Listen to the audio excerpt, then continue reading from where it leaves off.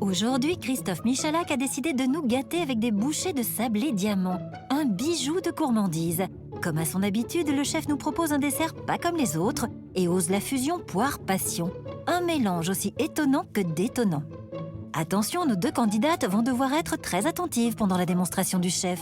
Elles ne pourront compter que sur leurs notes lors de l'épreuve, car elles ne possèdent pas la recette. Alors, première étape, c'est de faire la crème chantilly pour la faire refroidir le plus vite possible. Donc, je prends tout de suite ma crème que je vais faire bouillir. Voilà. Donc là, plein pot. Hein. Là, j'ai de l'eau. Je le fais chauffer aussi un petit peu pour que ça arrive à ébullition. Alors, mon chocolat blanc, je le mets tout de suite dans mon mixeur. Voilà, comme ceci. Je rajouterai au dernier moment ma purée de passion. Et j'ai une feuille de gélatine, vous voyez, que j'ai réhydratée. Voilà, j'enlève bien tout l'excédent de l'eau. Hop. Et je le mets directement, hop, ici. D'accord? Okay. Ultra simple. Avec vous, chef, tout semble tellement simple. Et pour le moment, en effet, rien de bien compliqué. Sans plus attendre, Christophe Michalak pèle une poire bien juteuse afin de confectionner des billes. Mais comment être sûr de former des petites boules bien rondes? Alors regardez, maintenant je vais prendre ce qu'on appelle une boule parisienne. D'accord? Donc je reste ici, hop, je fais une jolie boule. Je tape un petit peu. Et ouais, j'ai une belle bille. La cuillère parisienne, je connais, j'en ai une, mais en fait, j'ai jamais eu l'occasion d'utiliser ça. On faisait les pommes de terre avec ça à l'époque. Hein. C'est vrai? Bah oui. Bon, alors dis donc, ouais, tout ce que vous nous avez volé après, le thermomètre, les feuilles de silicone, la crème boue, Christophe. Ok, tu peux réduire un petit peu? D'accord. Ou arrêter, tout simplement. Même je la mets sur le côté. Et l'idée, c'est de faire des belles billes de poire, comme ceci. OK? Timing parfait. Les billes de poire sont prêtes. La crème liquide est bien chaude. Ne reste plus qu'à la verser dans le mixeur sur le chocolat blanc et la gélatine et de mixer le tout. OK, les filles, on se fait un petit mix. Ouais. Voilà, hop. Je verse le jus de passion.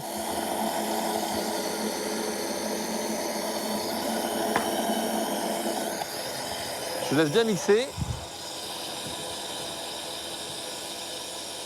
Je récupère, regardez, hop. L'eau boue, Christophe. Hein? Ouais, tu peux l'arrêter, merci. Et regardez, ma crème chantilly, chocolat blanc, passion, regardez. Ça sent bon, là. C'est fini. Alors, quand tu parles de crème chantilly, tu veux la monter après ou absolument. C'est pour ça que ce qui est important, c'est de mettre un petit ramequin, comme ça, un plat à gratin au congélateur pour qu'il soit très froid. On va verser la crème. On va tout de suite mettre, alors ça c'est la signature, mettre un papier film pour éviter qu'il y ait justement une croûte qui se forme. Un challenge de plus pour nos candidates qui vont devoir se dépêcher de mettre leur crème au frais afin de pouvoir bien la monter par la suite. Mais pas une minute à perdre, le chef passe à la préparation d'un sirop à 15 pour pocher les poires. Mais un sirop à 15, qu'est-ce que ça peut bien être? Un sirop à 15, c'est à quelque chose près le double d'eau par rapport au sucre. D'accord? Donc imaginons que j'ai à peu près 300 g d'eau, je mets 150 g de sucre. D'accord? Je remplace le sucre classique par de la cassonade. Il y a un côté ambré qui me plaît plus. Voilà, ça suffit amplement. Je vais épicer un peu ce sirop. Alors regardez, dans mon sirop, je vais mettre de l'anis étoilé, une gousse de vanille et puis un petit citron vert. D'accord? Alors regardez comment je coupe une gousse de vanille. Voilà, j'appuie fortement. Je vais lisser avec la lame du couteau. D'accord? Tout simplement. Et là, je vais couper ce qu'on appelle en portefeuille. Voilà, comme ceci. D'accord? Je la coupe entièrement. Alors maintenant, regardez, je prends le dos de mon couteau, celui qui ne coupe pas. J'appuie fortement ici et regardez. J'appuie, j'appuie, j'appuie. Et qu'est-ce qui va se passer? Eh bien, je récupère tout simplement mes gousses de vanille. D'accord? Allez, tout ça en une seule fois. Merci, maestro. Ça bouillit. Je vais le baisser à peu près à 5, à 4. Allez, à 4, c'est parfait. Voilà. L'idée, c'est de faire un joli sirop, un peu ambré. Je vais rajouter mon anis étoilé, un peu de zeste de citron vert. Et j'ai un tout petit peu d'alcool de poire aussi que je vais rajouter dedans pour intensifier le goût de la poire pochée. D'accord? Ok. Extrêmement simple. Merci beaucoup. Ouais, chef. Frédéric Canton dans sa cuisine, c'est pas tous les jours. Hein. Regardez. Je suis, hein. Une bonne cuillerée à soupe d'alcool.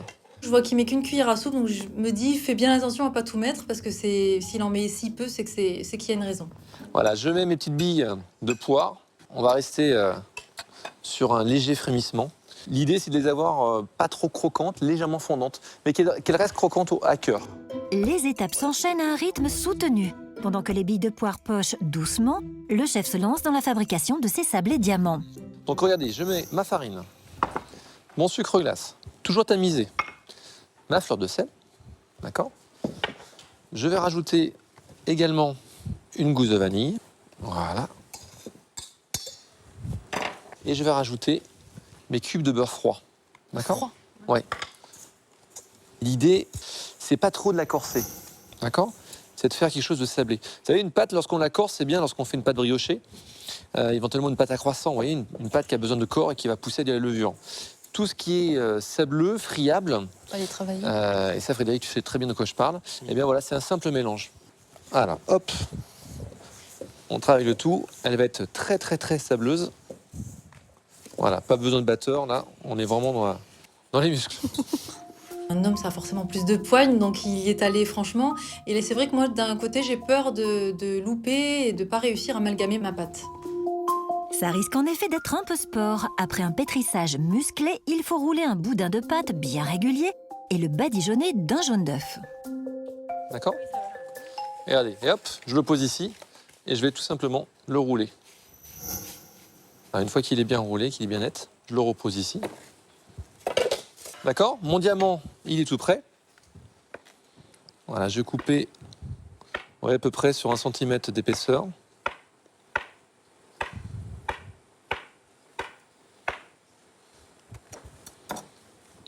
Et là, la force du diamant, regardez, vous les posez bien comme il faut. Alors c'est vrai qu'en général, il faut les faire un peu reposer.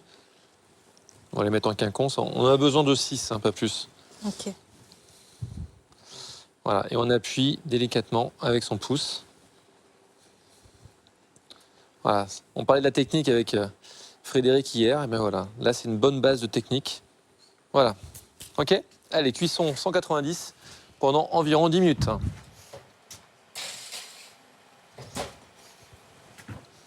Tout ça c'est au four, ça va sortir dans les 7-8 minutes qui vont suivre. J'arrête mon sirop, je récupère mes petites billes. Ouais, maintenant qu'elles sont blanchies, elles ne vont pas s'oxyder. Hop là.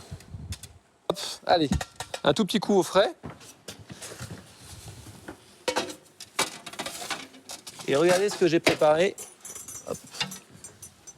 Toujours pour aller très vite avec ma crème, j'ai la queue de mon batteur qui est bien froide, bien congelée. Je récupère ma crème chantilly et je vais monter tout ça.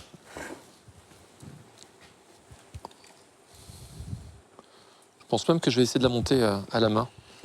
Alors là, le monde s'écroule. Moi qui adore ce robot, en plus, je pouvais même pas l'utiliser. Et vu mes muscles, je me suis dit, je suis dans la cata, c'est pas possible. Et vous avez vu, Christophe monte délicatement. Il n'y a pas besoin de faire de bruit, de remuer le fouet. C'est juste incorporer de l'air. Au fur et à mesure, il incorpore de l'air. Exactement. Et ça va justement donner l'onctuosité à la crème. Là, j'ai dit aïe aïe aïe, j'ai pas tellement de muscles, donc je vais voir ce que ça donne. Et au pire, j'utiliserai le batteur, personne ne verra et on verra. Donc on est d'accord, on n'utilise pas le batteur. Ouais. On va compliquer un petit peu l'histoire. Voilà, maintenant que c'est fait, regardez. Je verse le tout dans ma poche. On la laisse au frigo. Et hop, direction le réfrigérateur pour conserver la bonne consistance de la crème. Oui. Alors en attendant, on va couper notre poire. On va faire une petite décoration toute simple. Voilà. Rien ne se jette, hein. L'excédent de la poire, on le garde et on fait une compotée de poire. Voilà. Juste couper un tout petit peu de citron vert. Voilà, on va lustrer d'un côté comme de l'autre.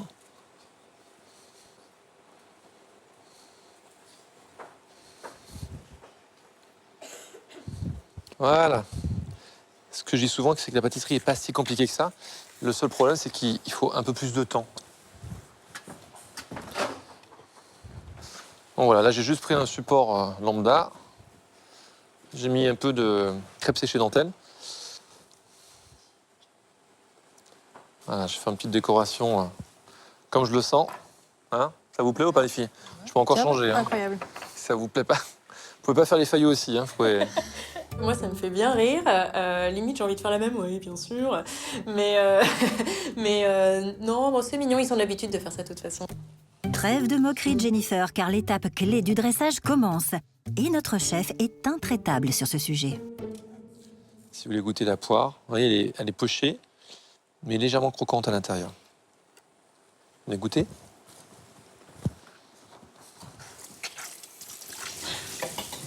On dirait un bonbon.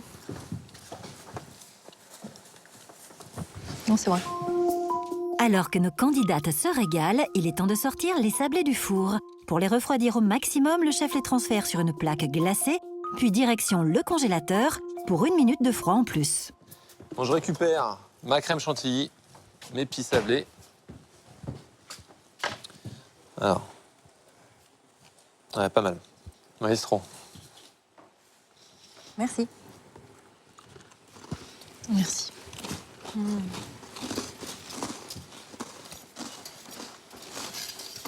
Voilà, qu'est-ce qui va se passer? Je rajoute mes billes de poire en plein centre. Oui, je vais faire 2 versions d'ailleurs. Je vais en faire 4. Je vais en faire, allez, C'est 5 super comme la ça. petite pointe de fleur de sel dans le, C'est primordial. dans le hein. sablé quand on croque, j'adore. Ouais, c'est primordial, si t'as pas ça, il manque vraiment quelque chose. Alors, regardez, l'histoire maintenant, c'est de recouvrir tout ça. Oh. Ouais, un peu de dextérité quand même.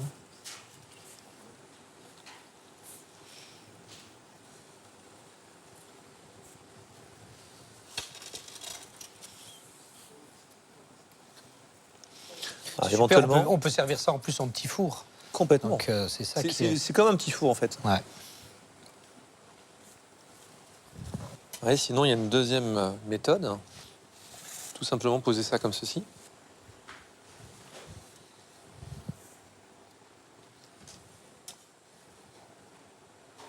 Hop. Je récupère mon citron vert.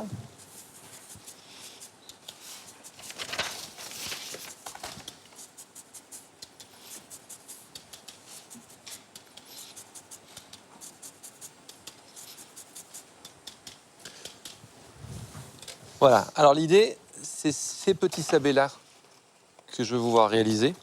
Donc c'est ceux-là que je vais mettre en évidence sur mon assiette.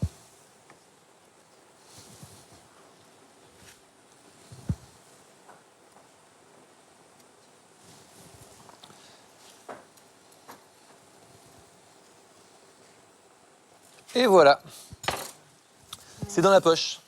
Bravo. Moins 30 minutes. Alors vraiment, attention au temps. J'ai goûté, c'est super bon. Donc je me dis, j'ai les goûts en bouche, je vais pouvoir goûter la poire au moins et voir à peu près la cuisson du sablé, mais je me sens bien. Je me dis que la recette n'est pas si compliquée. Par contre, tout ce qui est niveau muscle, pour faire la chantilly, etc., là, je suis un peu moins sûre. Votre plus gros cauchemar aujourd'hui, c'est le temps. Ok, D'accord? ça marche. Les filles, n'oubliez pas, si vous n'avez pas saisi, et même si toi, Fred, tu veux retrouver la recette, eh bien sur le site de France 2, france2.fr. C'est de la bombe, je vous le garantis. Allez, c'est parti. Ok.